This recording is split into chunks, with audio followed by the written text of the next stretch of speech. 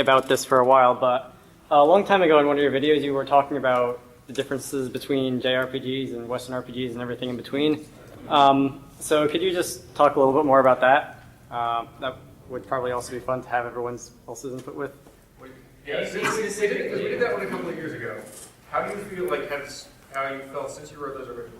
Have there been any developments that have kind of come on top of that? Like if there was a sequel series to this? The only thing I would say is that we see the Japanese RPG industry starting to experiment more, and we've seen them try and adopt some of the Western things, and then find that didn't really work for them and continue to experiment, right?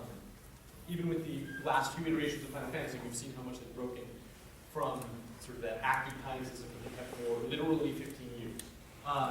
And so I think that we still see JRPGs and Western RPGs both rooted in the culture of the countries they come from and rooted in the development culture they come from.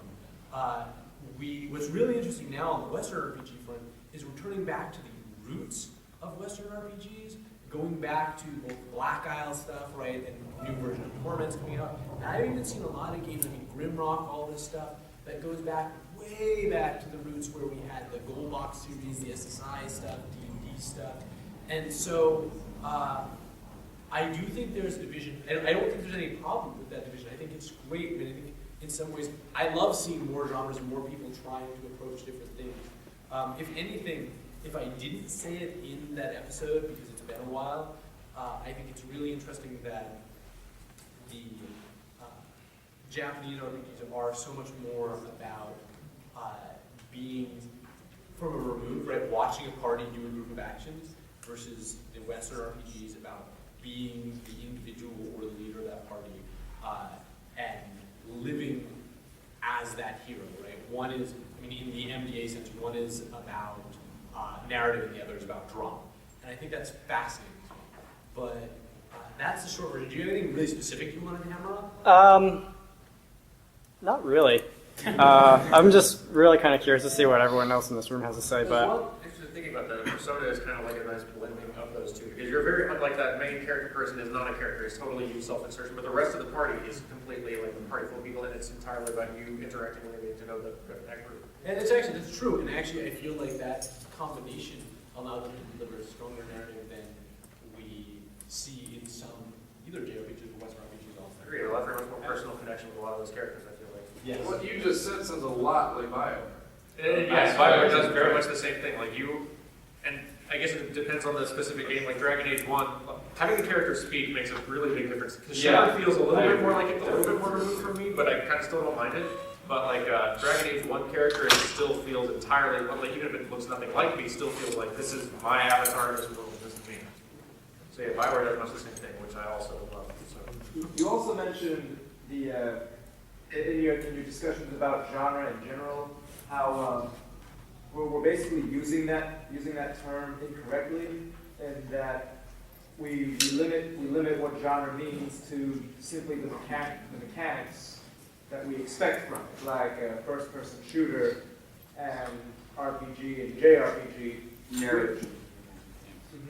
And while I do agree with you on one level, I still think that that on some level, in an interactive medium, we do need that mechanical distinction placed in our genres, such as you have. I think one of the best named genres would be survival horror. The mechanics are about surviving, getting through alive, and the emotional thing you're supposed to feel is horror. So it describes more tone, whereas role-playing game describes more mechanics, which is weird because quite honestly, in art, most video games actually games in which you play a role.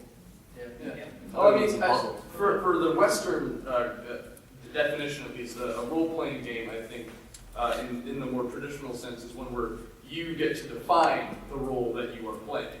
You know, you can choose to be a fighter or a mage or you know. That's not your role. That's just Meta level You still plays in a role. Well, I recognize, yes, you were all correct on a linguistic level. But I think just in the way that we're using the term role-playing game, what is, at least I mean, from what I did, Hang on, you let me help you out there. I think in those other games where we play as separate roles, like in Mario, you play the role of Mario, but that's not really what the experience is about. The experience is about solving, platforming challenges in Mario, whereas in something like Final Fantasy, it's more about playing the role of the hero and dealing with the responsibilities therein. Well, we need to look at the history of the term role-playing game. Role-playing game was tabletop.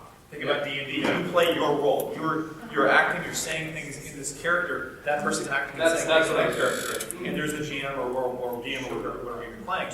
When these games were taken to PC consoles, they were making these exact games, so that term stuck. So even though, yes, we're role-playing in most games, that's where it came from. That's the origin. Yes. That brings up an interesting question. And maybe this isn't a problem, but assuming it is a problem, how do we get players to role-play in a video game? Because right now it seems like you tell them they're the chosen dragonborn who can speak the Upsrodad and kill the dragon, and then they go and stack cheese wheels on the case. I think obviously the best example, they join the Dark Brotherhood, the Companions, the Thieves, everything. It's like They become a billionaire. Let's dial it back and ask ourselves the starting question, which is, what games have you role-played in? Because I think there's a lot we can learn from games that we ended up not just exploiting the mechanics to complete the whole, but felt compelled to actually role-play. So you can just sort of call it on Dragon. Skyrim is actually one for me. I was trying to do that. I joined the Companions because I was a fighter. That made sense. That's a lot. If you're role playing. Well, I mean, you gotta start with the Bioware games, Knights, all the old ones. Yes. Game you role played in. Persona 4. Yes. Yeah, I just want to point out that I think role-playing actually also happens organically a lot more than we give it credit for. Look at the GTA games where you have people, I have a friend whose girlfriend plays that game as a taxi driver. She just picks up a taxi cab, driving people around. She kicked out the taxi person. And so I ask, is that any less role-playing than any of these other examples we're talking about? No, I mean, I think there is a lot of organic role-playing, especially you'll find it more, I think, in sandbox games where you have this opportunity to really define that role for yourself in whatever niche you want to find it. But yeah, let's keep all right. And even if yours has already been said, I just want to hear Pokemon. Putting arbitrary limitations on only catch the first Pokemon in an area, and if Pokemon ever faints, get rid of them. It's just once you do that, you just completely changes your behavior, and you start to make stories. Interesting. I kind of want to play that way next time. You, sir? Persona 4 because I just love the opportunity to choose whose finely crafted story, JRPG style story you get to see. Yeah, I like that too as well. You. The first Deus Ex, right? There's a point right in the beginning where your brother comes up to you, it's like, why did you kill those guys? And you're crazy. Like, stop killing people. Are you nuts? And I was like, oh my god. It was only like the 90s, or I think it came out in the 90s, right?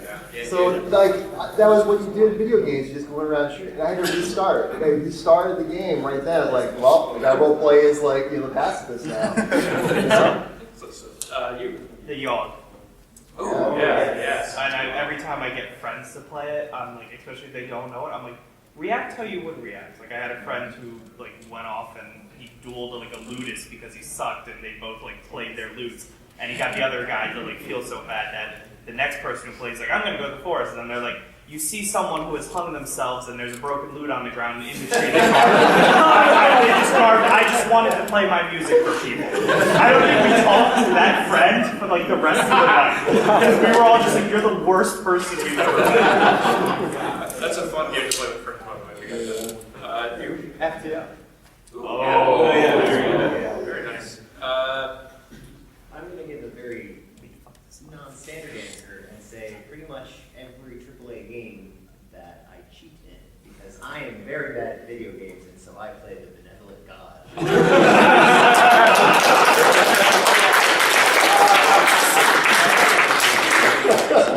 For me, it was Bioshock.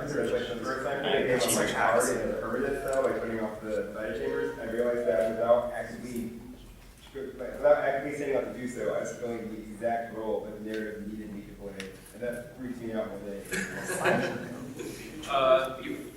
Deus Ex Human Revolution, the sequel.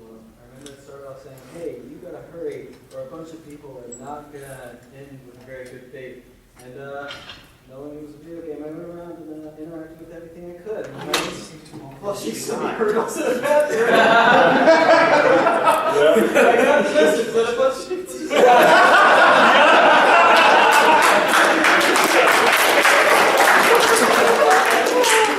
Well, that's gratuitous space battles, actually. I started off on this Earth battle, and I had this cruiser that was the last thing that made it through the fight, limping away, like burning, but it managed to kill everything else.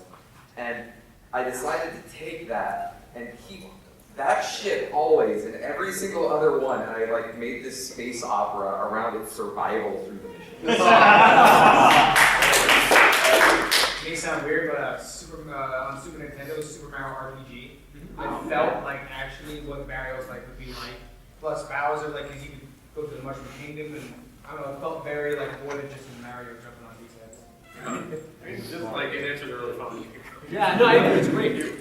On Journey, when you're driving up at the very end in the mountains and you're trying to find this random person on the internet to like get close to you, or my car is gonna go away and die, and you're like, I don't know who you are, but I need you to stay alive. We need each other. Journey's great. Yeah, totally. I would actually answer Skyrim, but I just was role-playing a weirdo, kleptomaniac sociopath. Role-play!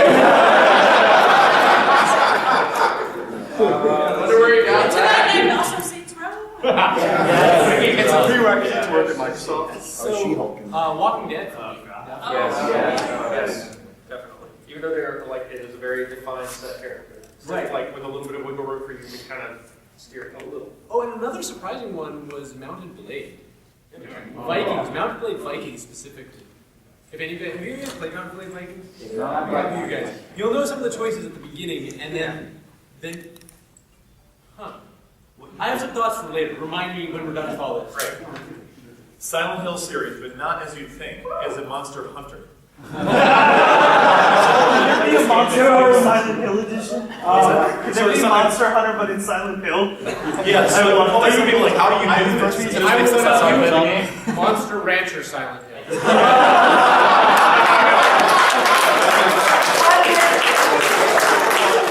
Harvest food in Silent Hill. What's the formula for Pyramid Head? Who do I have to fuse together for that? Didn't really talk about this before, but any RP servers on MMOs. Any RP server, pick one. Where it's actually Stay frowned with upon. bullshit. They're basically frowned upon if Literally. you even try to talk about anything in real life. Like, you have to get into this character, right? I wish I had like a second lifetime to try like actually legit playing an RP server in an MMO like for a long time. Because I feel like that'd be super rewarding. It's thank you. Okay. Having green actually. Oh yeah. Yeah. Like I would find I would actually play all the characters very differently based on the direction that the stories were heading, and then obviously like sabotaging things occasionally just to see how the story would end. Actually, did anyone else when playing through the Mass Effect trilogy, like you start off very much kind of answering the way you would, but did eventually you start shifting to where you started answering the way your shepherd would? Yeah. Yes. I was just wondering because that's definitely how it happened for me, and I was wondering if that happened for anybody else. You sir. Elder Scrolls Oblivion, because I think I finished about 3 missions in the entire game, but I literally logged hundreds of hours of being the nicest guy in town and stealing all this shit at night. Someone was talking about going permadeath and that helped them. I found I started actually playing my role more in my PS1 games after I lost my memory card. So I actually had this like time crunch where I had to beat the game in a single sit-in, or I wouldn't successfully beat the game. And so like Spyro became a actual like adventure because I was trying to beat the game before I was out of time.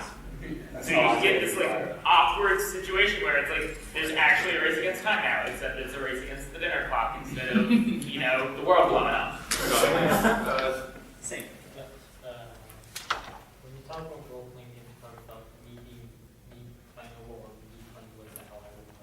Yeah, I think that are. Yeah. I guess whenever I play a game, like I usually play a game and see the cutscenes of whatever, like in Samus, in Metroid, in Prime Trilogy, I want to see how Samus will react to the next thing she sees. I imagine that I'm watching Samus' story or something, but and the same thing, yeah, like a point where I could go with this in Dishonored, like Cobra has a role, but no, he doesn't talk. What he do is basically he's not much of a character. While in the DLC with Dal, I enjoyed him because he actually had him. And more like the choices you make kind of fit. Like you either play in the night in the whole DLC, like the two paths basically go crazy or don't do anything. Like in the past one, I imagine like he's trying to make it different, and the murder guy, he's trying to make it different, but he's trying to do the same thing. So for that story in the DLC version, I'm not really sure that answers the question. Like, No, like, and it actually made me think of another thing, that like role-playing sometimes is like you making the character you, and you're like how you would be in the role, but a lot of the times, yeah, for me too, like role-playing is, who is this character? I'm going to be the actor stepping in, like, and interacting with this world the way that character would. That's how you play this game. Like, I like to use, like, I'm actually the actor, like, I'm directing him to do these things. But the way he would do it. He has his own choices. Like, I guess Bioshock does that basically. It feels like it is basically like, but eventually you know you're actually something else. And I guess the way how they apply those here is really I totally do that, and I never even ever thought about it that way. Really quick before we move on. Great. I want to keep doing this. I have to step out for like 5 minutes because I foolishly told people we might be done by midnight. And two really interesting things. I think permanence, as soon as people added permanence to their games, that's one aspect that seems to help roleplay. Another thing I see from this list is anything which kicks us and tells us we're playing it like a game, and then we all of a sudden have our Deus Ex moment, right? Whoa, there are real fake people. Right, like exactly. As soon as we feel the weight of our poor video game moral decisions, then we continue to hold that weight, even though there's basically nothing else in Deus Ex that has that urgency. I played it exactly the same way. And so those are two aspects that I'm seeing. I will be right back after the text like after this. All right, until he gets back, we're going to keep doing this round. Yes. Because I love doing that.